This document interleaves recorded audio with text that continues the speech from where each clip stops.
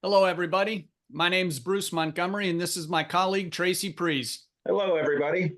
And we're with The Road to Retail.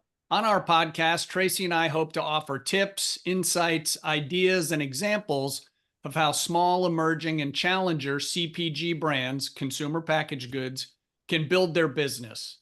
Everything from determining if you're ready to grow, where to start, how to prove it online, how to go about securing distribution at a national retailer, driving your business through to the consumer, and how to go about finding an investor if that's something that's important to you. The bottom line is Tracy and I have been doing this for a long time. We've made a lot of mistakes. We've stumbled into a few good things, and anything we can do to help you be successful by highlighting the many important aspects and maneuvers you need to make along this road to growing your brand, we'd love to help.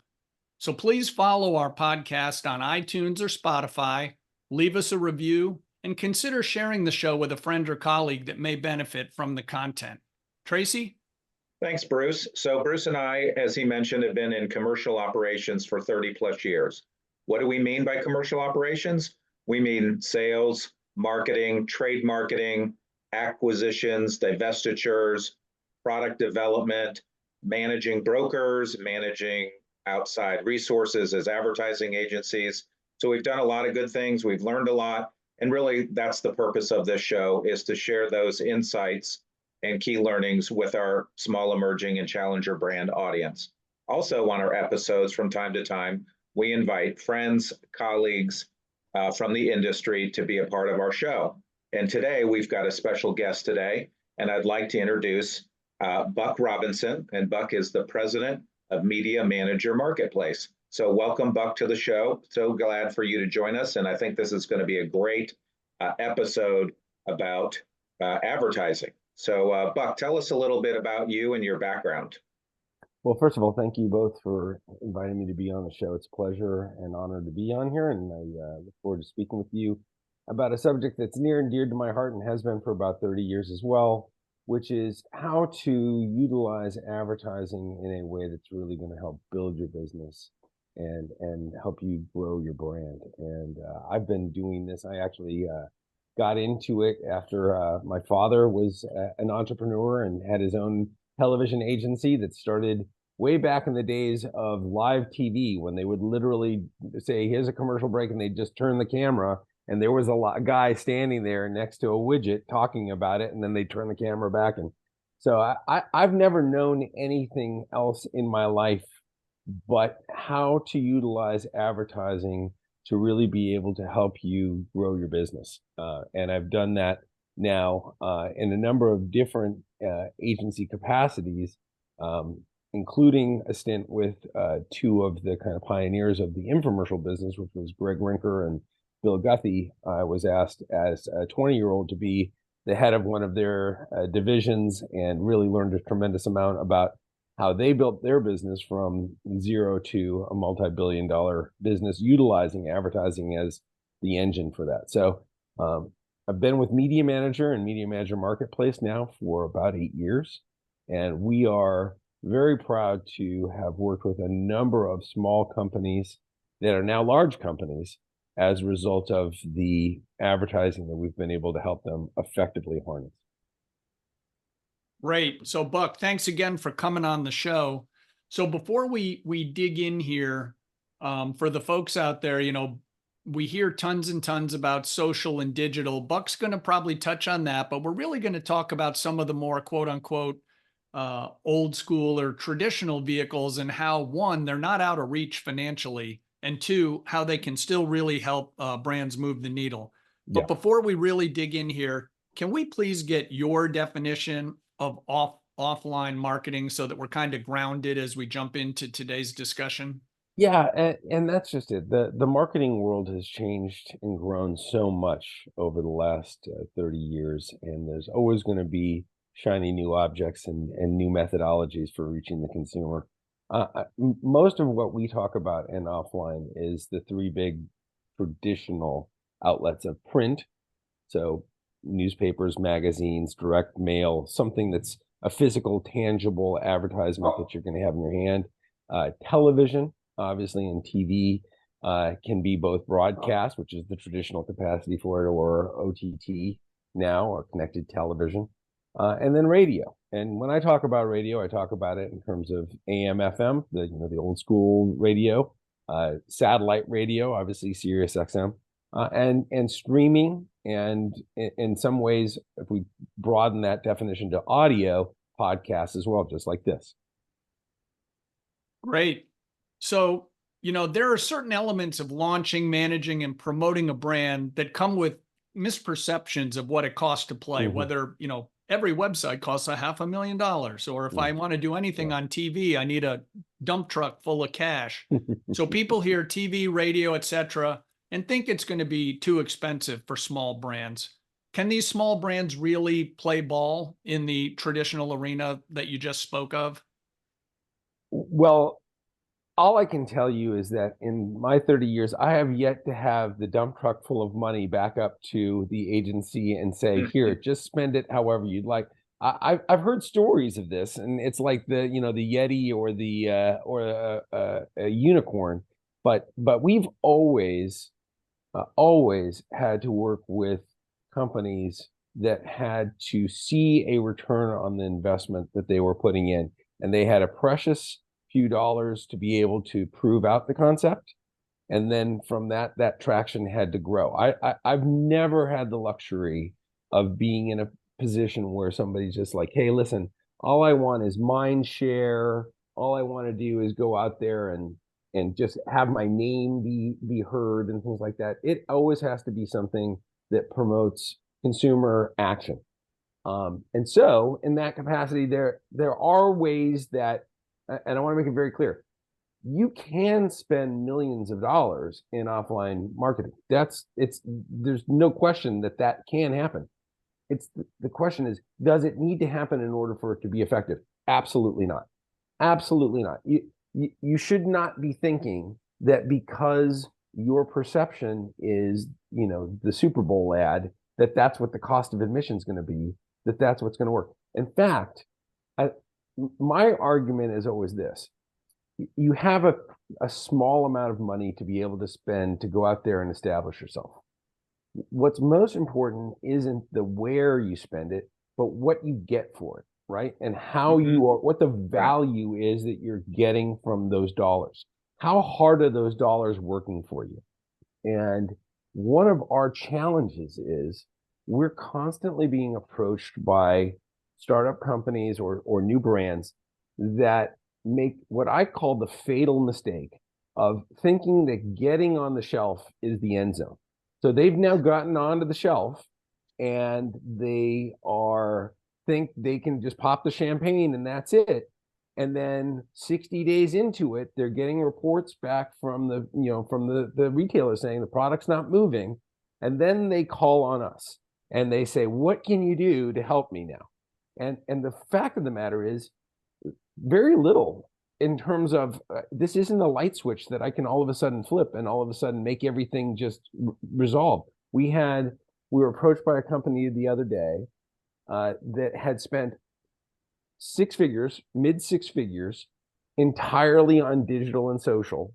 And then they were wondering why their Amazon sales were doing well, but they weren't moving anything off of the retail shelves.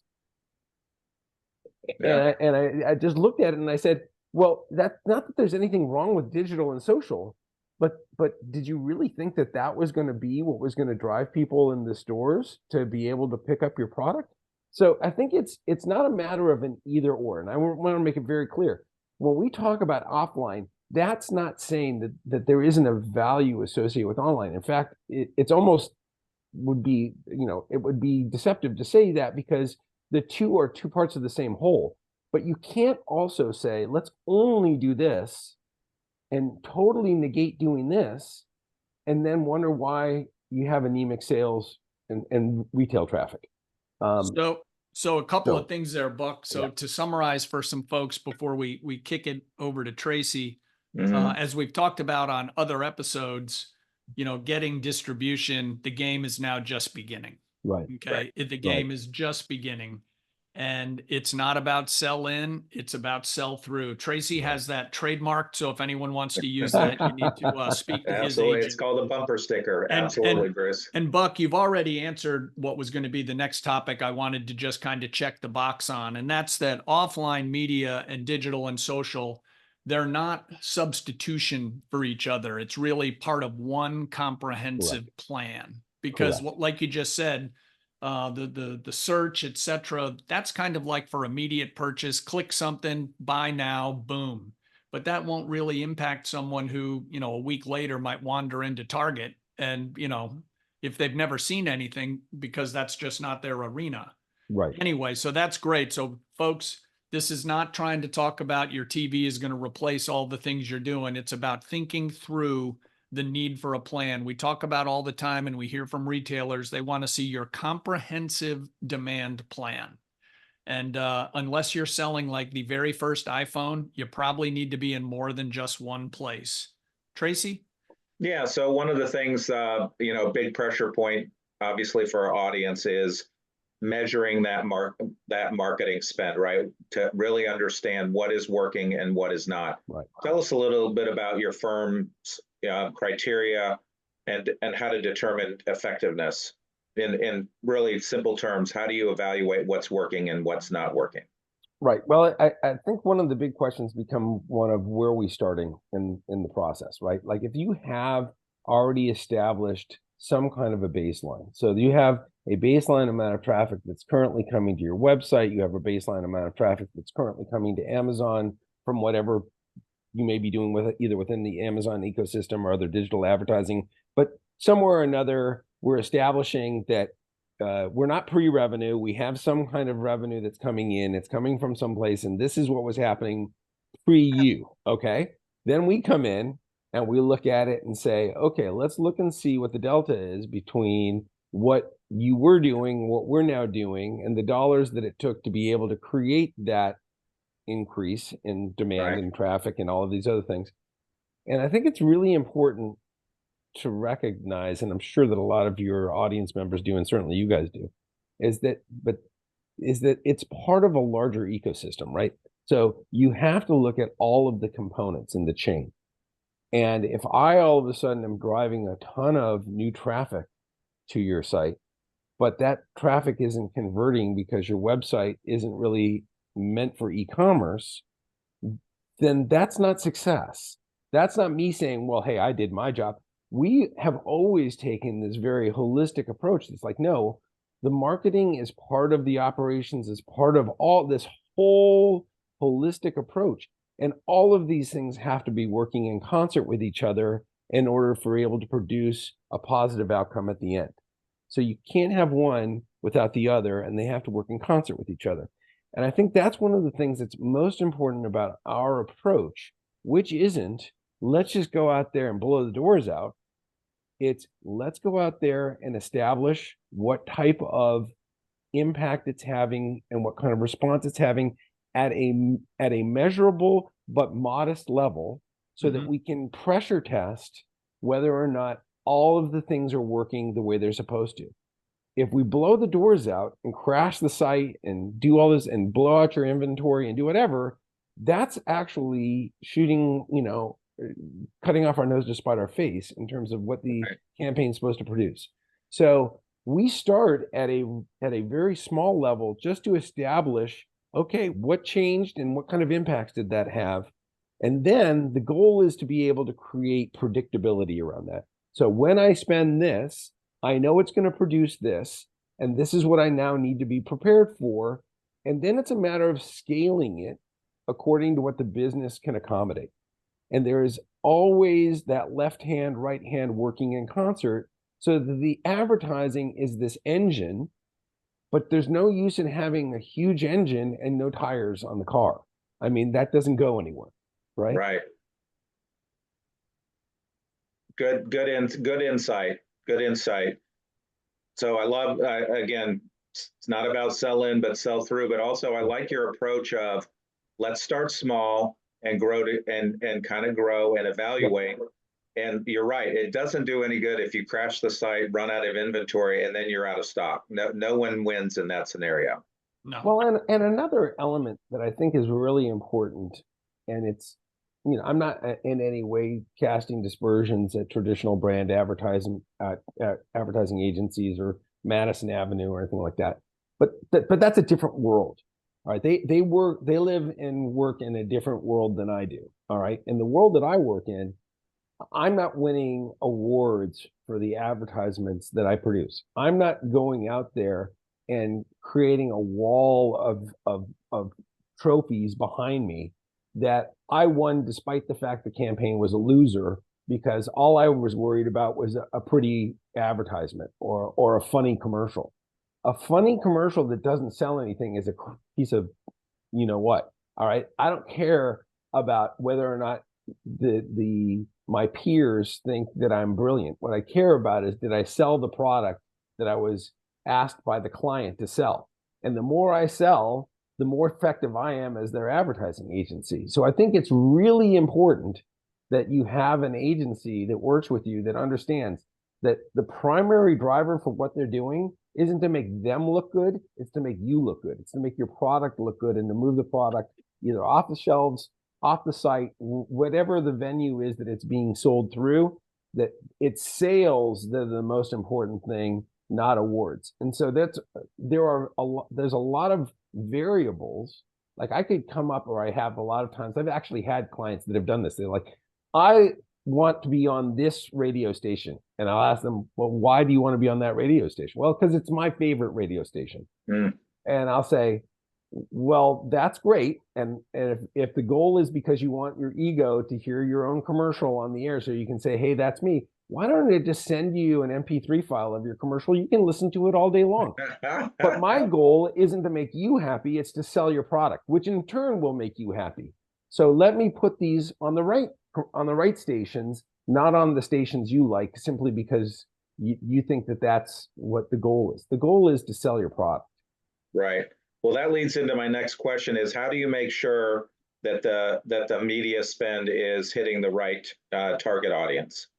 Well, I think the most important thing is, again, coming into it, what do we know going into this? And if we have a baseline of, here's who we know have been buying our product traditionally, then we can work from that and then test that as a variable to see, does that hold true in offline? Like if you're finding that your online audience is a female 35 plus that comes from an average household income of $75,000, okay, that's a good starting point for us to start with our initial media placement. But I also don't want to have that be a pigeonhole that says that's the only people that are ever going to buy because that's the only people that have ever bought before. We want to test to see how far we can push that audience without going completely off map from it, right? I'll give you another example. We have a client that came in, and they would tell you that anybody who breathes air is their target audience. Well, that's good. We're going after the living. I got that. But that's also so broad that you can't be naive enough to think that that's truly how you need to position the product. So when we started, and in this particular campaign, we started with a lot of news talk radio. So what would be called spoken word radio. Okay. And spoken word radio is very effective because it has a very engaged audience. The person doesn't typically flip around like you would with music, because with music, if the song comes on that you don't like, you might go to the next station to see what other options are available. Typically, your spoken word person is listening through the commercials because they don't want to miss any tidbits from their favorite host, right? Yeah. So the problem with that is it becomes a self-fulfilling prophecy, right? Because the audience for spoken word radio is a very definitive audience.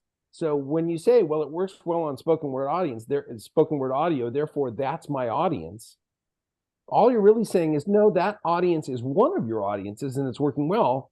But if you said that everybody who breathes is really your target, guess what? There's a lot of other people who don't listen to spoken word radio that breathe, that we need to be able to test and go after. So it's really important, and I think this is something that's critical for your audience to understand, is that you have to identify all of these different variables and these things that you define as, these are our knowns, okay? And you need to identify how each one of those ranks in terms of how important and vital is it to creating the outcome that you're looking for. Okay. If you say this truly is my primary audience, great. We can put dollars efficiently towards that, but don't define that as being the total audience, because you want to try and keep your audience as broad as possible to make it as appealing as possible. Makes sense. I've had products that people will come in and say, well, listen, our audience is defined by sex or age or whatever it may be. And simply changing the creative and the messaging a little bit can suddenly unlock a significantly larger additional audience that they've never even thought of before, because they had never talked to that audience before and they didn't know how to talk to that audience.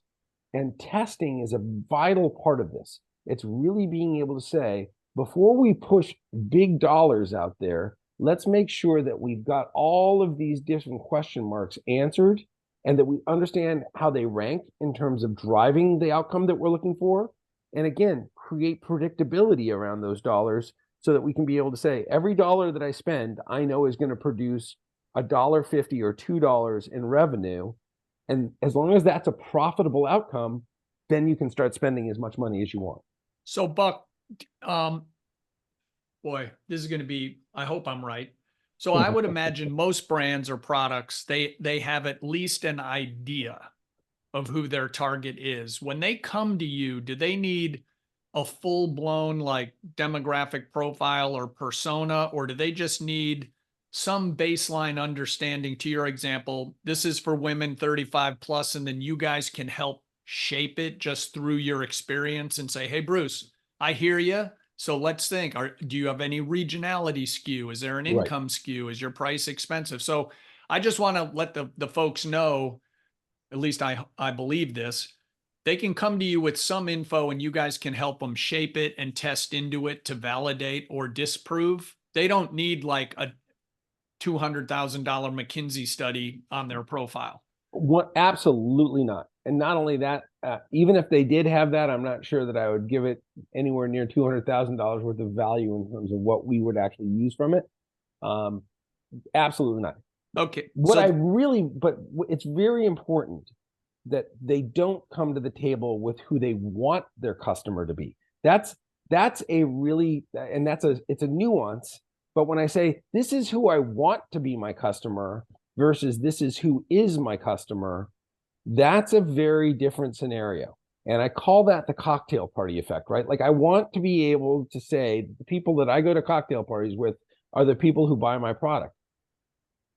Well, listen, if that's not who's actually buying your product, you need to be very clear about saying, I'm not doing this so that I can impress my friends and be able to say, doesn't everybody want my product over here?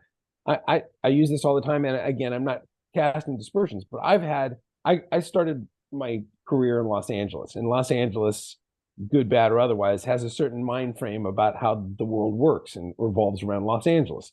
And there were a lot of people that I worked with there that had never walked into a Walmart in their entire life. They had no idea what the Walmart demographic even looked like. And they would say, this is my product is this, that, and the other thing. I'd say, no, it's not. Your product is being sold to the John Q. public who goes to Walmart. Your product is being bought by the person who goes to swap meets. You don't know who your customer is. And that's a problem, because you're going to spend all this money trying to convince people who are not your customer that they're your customer, instead of selling to the people who want your product and who really are your customer. That's a great point, which dives right into this next topic, Buck. So for folks out there that are starting to get their interest up about, hey, maybe we can do this. Mm-hmm. Can you and your firm, do you have the tools and capabilities to really target a region? Because if I'm a New England brand, how do I make sure my money with you is going to be spent in New England and not somehow end up in Chicago where no one knows who I am? Yeah, for sure. No, it's all about efficiency, right? It's all about making sure that those dollars are going in front of the right audience in the right place to produce the desired outcome. And targeting through I think it's really important to clarify something, and I don't want to get into the weeds with your audience and bore the hell out of them as far as how the media actually works. But suffice it to say that there's a lot of ways that the media pie is sliced up. Okay. And in some cases, that media is being run through a national audience. There's some ways that it's being run through the local audience. And then there's a lot of kind of gray area in between. And a lot of what we do is work with inventory within the media spectrum of television and radio that is otherwise being sold like it's a national buy, but in reality, it's local time. And we can buy that time much, much more cost efficiently than if you had bought it through the national. All right, so let me just give you an example. If the national cost of that spot was $10,000, we can get that spot for $2,000, and it'll still run not nationally, but it will run an inventory that becomes a de facto national buy. So it's about finding the efficiencies. If I have a client that's trying to reach, I'll give you a perfect example. Actually, we have a client right now that just got into Sam's Club. Okay. And for confidentiality reasons, I won't mention their name, but they just got into Sam's Club. So what we did was we took their national media buy and we took out the inventory that is running just in the markets where the Sam's Clubs that are the initial flight are airing, and ran a special commercial just in those markets that says, hey, your local Sam's Club now has this product available. It's not an all or nothing. I didn't have to run everybody saying that because it wouldn't have been efficient, because not every market has it in their Sam's Club.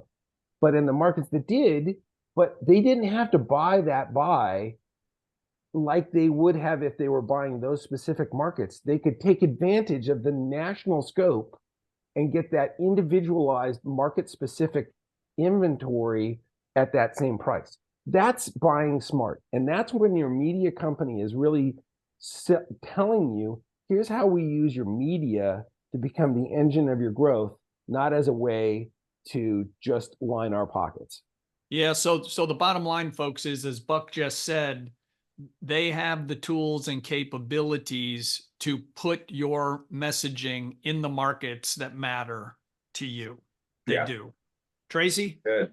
Yeah, so you kind of touched on it. Talk to our audience a little bit about how the media and your firm drive sales and consumer awareness at a specific retailer.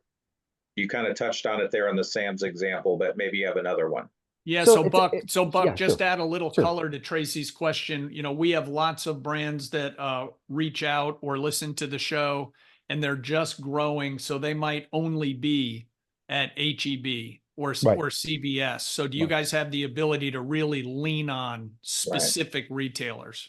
Oh, absolutely. Absolutely. And I think it's really important to, again, go back to when you talk about those specific retailers, we want to be able to define where are those retailers located, because you may not even be in all of the store doors within a national chain, right? So it doesn't matter if you're in Walmart, but you're really only in 300 stores in Walmart. You're not in Walmart, you're in Walmart. All right. So what we want to be able to do is make sure that that message is going to the 300 stores, not to Walmart. Okay. So I think it's really important that in our commercials, and this is true of whether it's a television ad, a radio ad, there's a lot of nuances to how you go about doing it. But again, I don't want to get into the weeds on that. What's important is every one of those commercials has a call to action in it. And the call to action, if you've done your job effectively in the preceding 30 seconds or 25 seconds or whatever it may be, is that the person is so primed up to get whatever this product is that they want to know where to go. And it's not just branding like, oh, that's great, next time I'm in the store, I'll remember to do it. No, I'm telling them, go to the store. If you're in your car right now and you're already on your way past a Target, or you're on your way past the Walgreens, stop in right now and get this. That's the call to action that I want them to have. And so we have some brands that only name one retailer. All right. Typically what they'll do is they'll name their website because they want to get those direct to consumer sales if they can. Right. They'll name, if they have a contractual obligation, one of the retailers' websites. So they might say Walmart.com And then they may say, or at your local CVS. Now, I have some brands that say 5 different names in there. So they'll be like, find us at Walgreens, Walmart, CVS, Rite Aid, blah, blah, blah. And it's a litany of different things because they're trying to placate all of those different advertisers. But one thing I want to make it very clear, if your brand has a presence, which most will, on Amazon, and then it also has it in traditional bricks and mortar, my advertisements, because they're reaching this broad audience, are always going to drive, I might say in the commercial, go to Walgreens, Walmart, blah, blah, blah, blah, blah, all these bricks and mortar, it's always going to impact your Amazon as well. Okay. Whether I say Amazon or I don't say Amazon, doesn't matter. Your Amazon sales are going to benefit from the exposure that I'm creating. So if you think I have this small pie that is my marketing dollars, I need to spend these dollars on my traditional retailers and these dollars on Amazon. I'm just telling you, the same dollars are going to work for you in both places when you're reaching a broad enough audience. You're going to see that rising tide lift all boats. So I think, Buck, you probably just covered the next 2 topics Tracy and I had. So I know. I was thinking the same thing. He already answered all the questions. Buck, thanks for being on the show. Yeah, it's been a pleasure, guys. Thanks so much. Have a great day. So just to summarize, because I don't want to torture you and have you go through it again, you basically just said that offline media tactics can work very well for DTC, direct to consumer brands, because it'll drive people into their website. So this is a case, like we said right up front, where traditional offline and digital social are part of the holistic puzzle to drive your business. So all you need to do is say, yes, Bruce, offline can help DTC brands as well. And then we'll get to the Amazon thing here with Tracy, because that's always on small brands' minds, because we talked about the dump truck full of money. I'm still looking for that too. I have a sign out front that they can come drop it off back. But we have all these small brands that when it comes to Amazon, they think that if they go to Home Depot and buy orange buckets and put them out in the yard, it's just going to rain money. So it's not quite that simple. So Tracy, why don't you let's go down. Yeah, let's let the Amazon snake out of the cage here. Yeah. So you've really, I think, answered it. So is there any other comment on like how does the Amazon fit into your solutions? And from what you said, it's all one pie, really. It is, but I want to make it very clear that one of the things that's really important in how we do things, and I can't speak to how other agencies maybe do things, but this is how we do things. All right.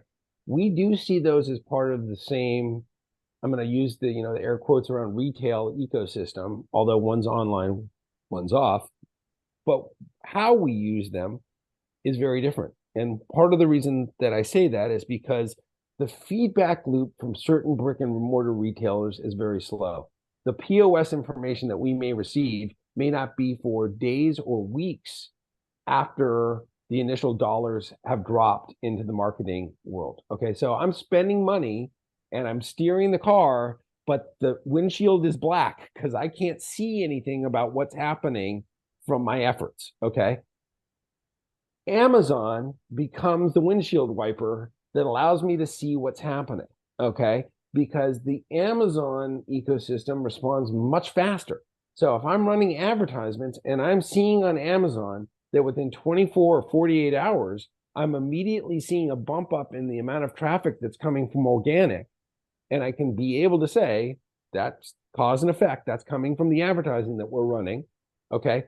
The Amazon, while it is different, at least is that canary in the coal mine to let me know, is the audience responding? If the audience is responding and I start to see Amazon sales doing this, I bet you dollars to donuts. I've never had a situation where Amazon responds one way and brick and mortar responds a totally different way. They tend to follow each other, and one just allows us that more immediacy of response and data, while the other one is a little bit more of a lagging indicator.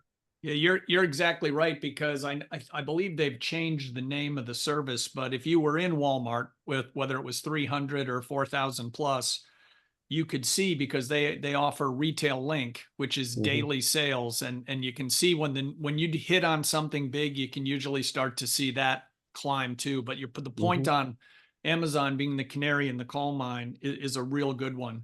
So Buck, you've mentioned this a little bit, but again, I just want to come back for those of us either on this call or that are listening that have worked with larger agencies, right? The Madison Avenue crowd, the folks in Chicago, the people out west. You know, how does your approach to media buying and placement, you know, differ from that? I've sat in tons of meetings over the years when I was a young marketing bumblebee, you know, being told that if we didn't have at least $15 million, you know, we were playing JV ball and good luck. Yeah, I think that what you just said is a really important part of it. Is one is there's a cost of admission. Like they're not even going to pay attention to you unless you're coming to the table with a certain amount of spend. And that certain amount of spend has to be 7 figures, probably more like 8 figures. Okay.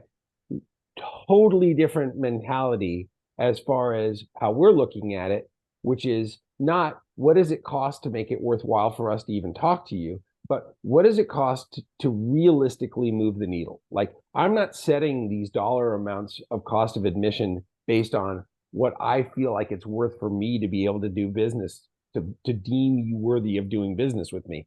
It's to say, no, these are the dollars that are dictated by the marketplace. If you don't spend this amount of money, you're not going to see it. You're not going to feel it. You're better off not spending it at all because it's not going to produce the desired outcome. Okay. Second thing, and that's in the tens of thousands of dollars, not the hundreds of thousands of dollars, to just get that feel for what's happening. And again, you will spend hundreds of thousands, if not millions of dollars, but that's not where you start. That comes over time, and it's being financed out of cash flow. So it's not like you have to go out and raise it in order to be able to just see if the boat floats. The boat is floating. It's going nicely across the water. If you have to go out and raise additional money, you have a proven methodology for moving your product that you're talking to that private equity or to those venture capitalists with, not hopes and dreams, data. Data is what's going to sell those guys on investing in your business, not hopes and dreams. Okay. Second thing is, and I think this is very important, typically speaking, unless you are a major brand, when you walk into a huge agency, guess who you're going to get? The junior person, the person who's learning on your dollar. Like you are literally financing their education to try and figure out how to do their job. Okay. When you work with our agency, and again, this is obviously a promotional plug, but one of the things that we have made a point as an agency of doing is to say the senior management, whether it's the CEO or the president, myself as the president, will always be involved in every major decision affecting your campaign. So this isn't going to be decisions being made by Johnny, the former intern, who's now trying to figure out which way is up. This is being handled by people who have 30 plus years of experience and are going to handle your dollars as if they were their own, because we were in your position when we were building the business. We know how precious it is, and we want to see you succeed. And our success comes with your long-term success.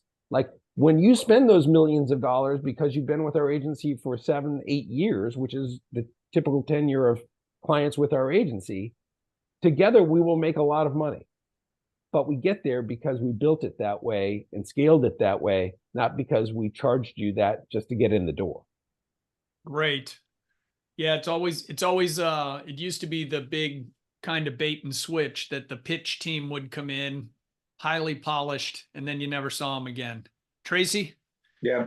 So talk to us a little bit about, can you guys do creative development for these small emerging challenger brands? I know there's a perception that, you know, creative development is expensive and then I've got to pay for the media placement. So tell us a little bit about if you guys do that and what that looks like.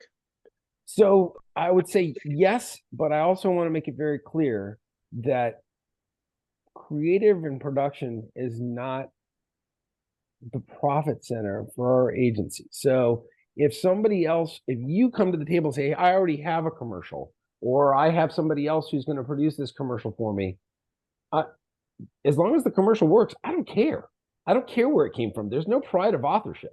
So if you've come up with a great concept and you've been able to produce it through using, user generated content or whatever, and it costs you 10 cents, I don't care.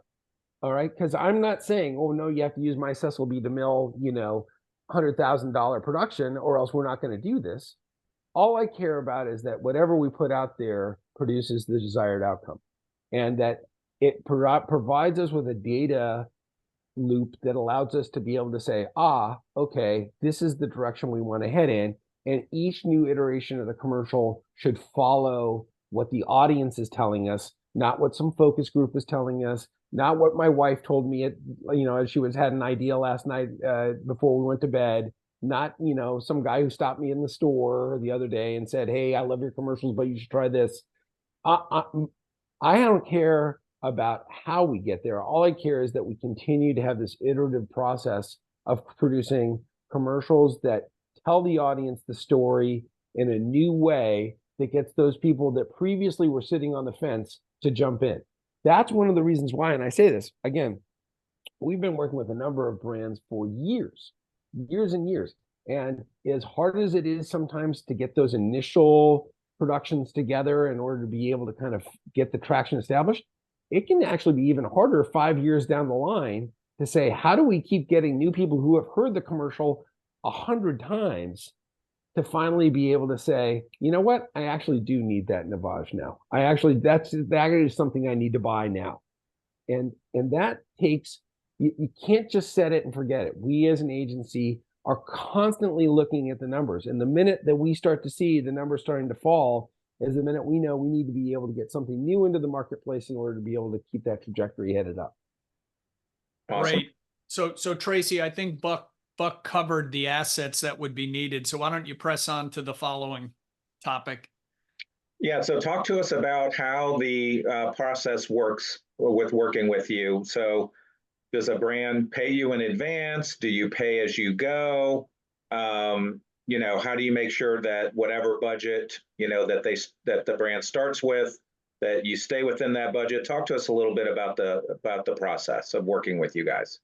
Well, I think that's a really important thing, because one of the things that we kind of pride ourselves on is having the hard conversations up front. Like, this is what it's going to cost to really be able to see and feel a difference. And if that cost is too much, then we don't want to spend $1 worth of your money if we don't have a clear vision of how we're going to take those dollars and make them work and produce the desired outcome. So that's kind of, trust me, there's a lot of guys on my business development team that would love to be able to say, why do we have to have those conversations? That keeps us from closing. I don't want to close anybody if the close isn't with a clear understanding of everybody's coming into this with their eyes wide open about what we're trying to accomplish, what the risks are, what it's going to cost it to do it, what our contingencies are, what can you realistically expect? Because what I don't ever want to have is a case study of somebody going out there and saying, those guys fleeced us and we were left high and dry and never learned anything and never did anything. Everything has to produce at least some outcome of, hey, sometimes you learn in a test what not to do. And trust me, that can actually be very valuable. Absolutely. Don't keep going down, knocking on that door. That door is never going to open. Right. Go over here.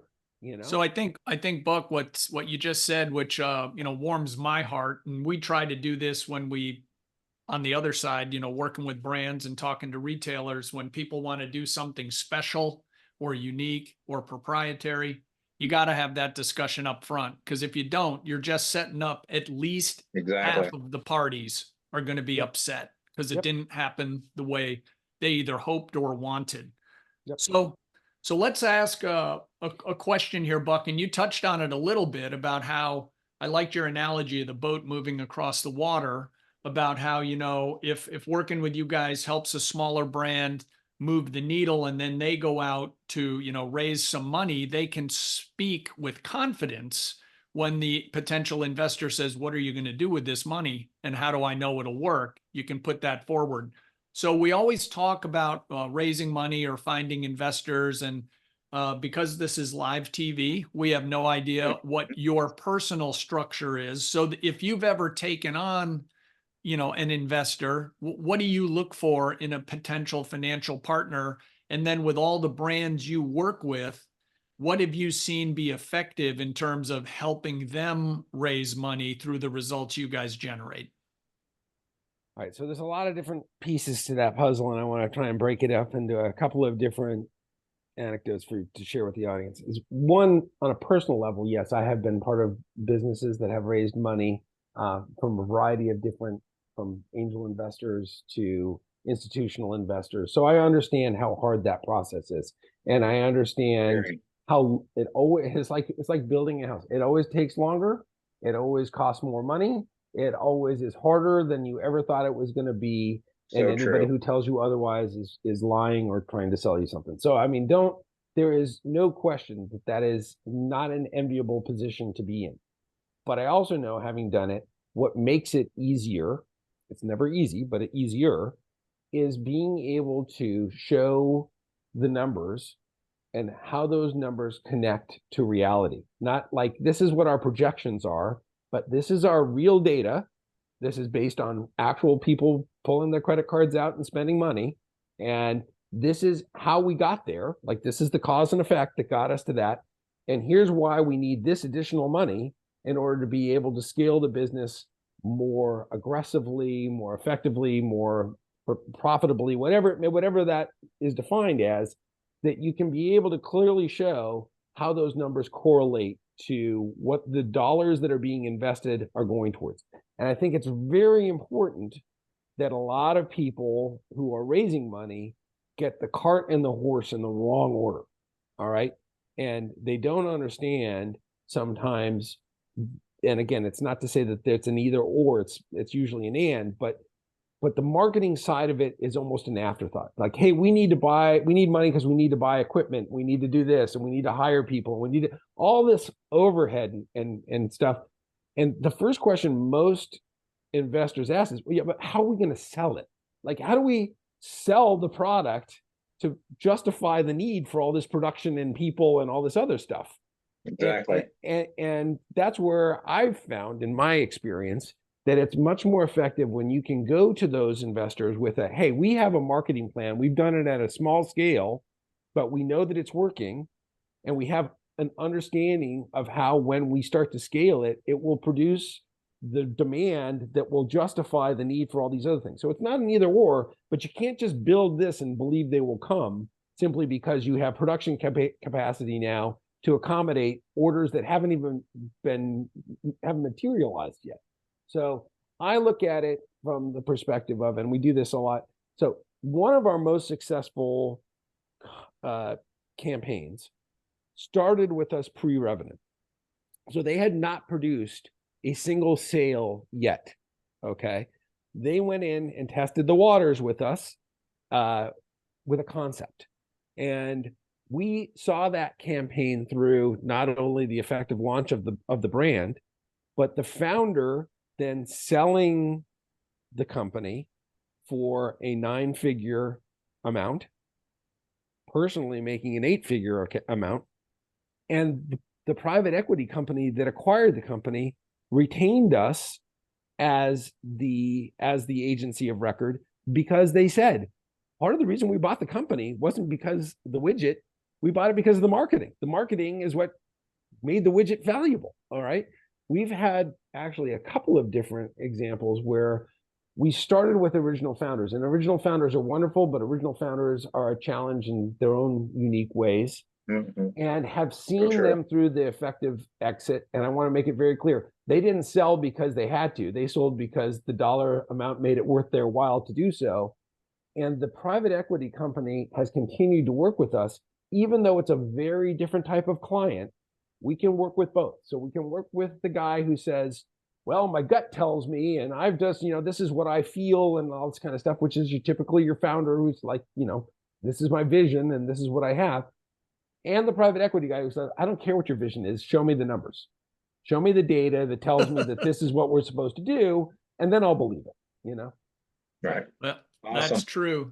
Very All true. right. Well, So, Buck, thanks so much, because, the raising of the money part is always interesting. We've had guests compare it, to a marriage. So take your time, pick the right partners. We've had Yes. some people say all I need is cash, and we've had the investors say I need more than that. But it's got to be a match of personalities. It's got to be a match of expectations and timelines. So there's a lot in there. Well, you yeah. always need more than you think you do.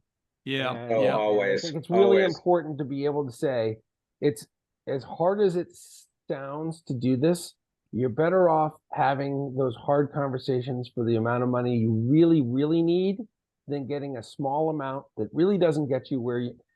I liken to this, and this is a very wealthy person told me this. He goes, listen, you don't get in the car and say, I'm driving to California, and then try and figure out how you're going to pay for gas to get from here to there. If you're going to California, you know how many miles it's going to take and how much gas it's going to take and how much money it's going to take for you to do that. You don't get in the car and say, well, I can afford the first tank, but I'll figure out how to get the other tanks filled by, as I'm going along the way. You're going to end up somewhere stuck along the road and bad things are going to happen.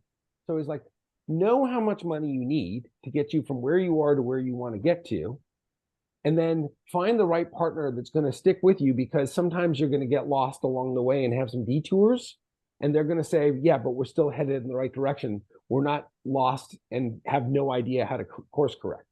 Right. No, Good analogy. that's a great point and a great analogy. Hey, Tracy, I think we're ready to find out how to contact Buck and then the big Yes. finish. Yes, absolutely. So, Buck, tell our audience the best way that they can reach you. Well, like I said, I'm personally involved in just about every campaign that we do, and my email address is buck, BUCK, like a dollar bill, at the media, MediaMGR.com. So again, buck at the MediaMGR.com for media manager. Awesome. That is great. So thank you again so much. This has been very insightful. I think debunked a lot of misperceptions by small emerging brands about, advertising and media. So thank you so much.